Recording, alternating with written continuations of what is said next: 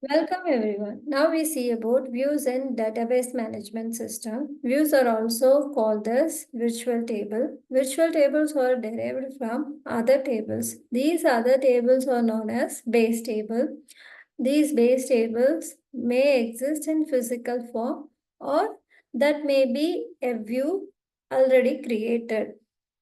View does not exist in the physical form, so it is called as virtual table.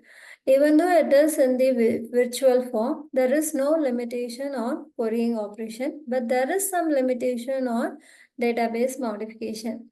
Database stores only view definition, and whenever a query with the view name occurs, it executes the view definitions and derives the virtual table. This is the pictorial representation of view.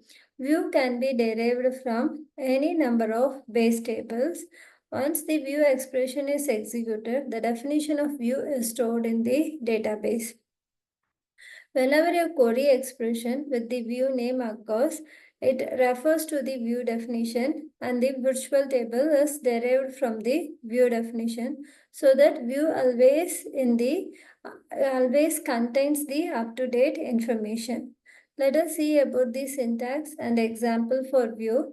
The syntax for view is create view name as query expression.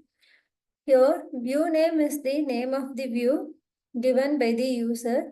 Query expression is the select query, which is normally in the form of select column list from table where condition. Now we see about say example for creating a view. Create view student view as select register number, name M1, M2 from student. Your student is the base table. It may be a physical table or already created view. And student view is the virtual table that we are deriving from the going to derive from the student table. The student view only contains selected fields from the base table student. That is registration number, name M1, M2. Once this query is executed, view definition is stored in the database. Whenever a query involves the name of the view, it can refers to the view definition and derives the virtual table that contains the up-to-date information. There is no limitation on querying operation. That means any kind of queries all queries that are applicable to tables are also applicable to the views.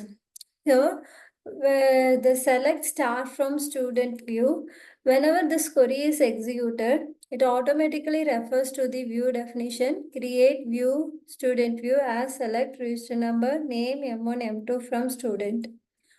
So on that instance, this query is executed and these informations are derived and substituted here in this name field.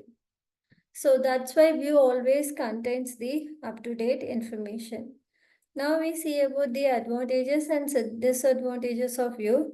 The main advantages of view is security, that is hiding information. Sometimes we do not want to share the whole information to the recipient.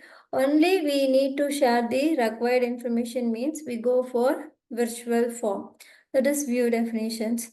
Second one is query simplification. So longest query that a query that involves lengthiest query can be simplified by means of view definition. And then view always contains the up-to-date information. The only disadvantage is whenever the base table from which the view is created is dropped, the associated view becomes irrelevant. So now we see the conditions for creating an updatable view. To create an updatable view, it should not contain the following things: aggregate function, distinct keyword, group by class, having class, order by class, joint queries, subqueries, arithmetic queries.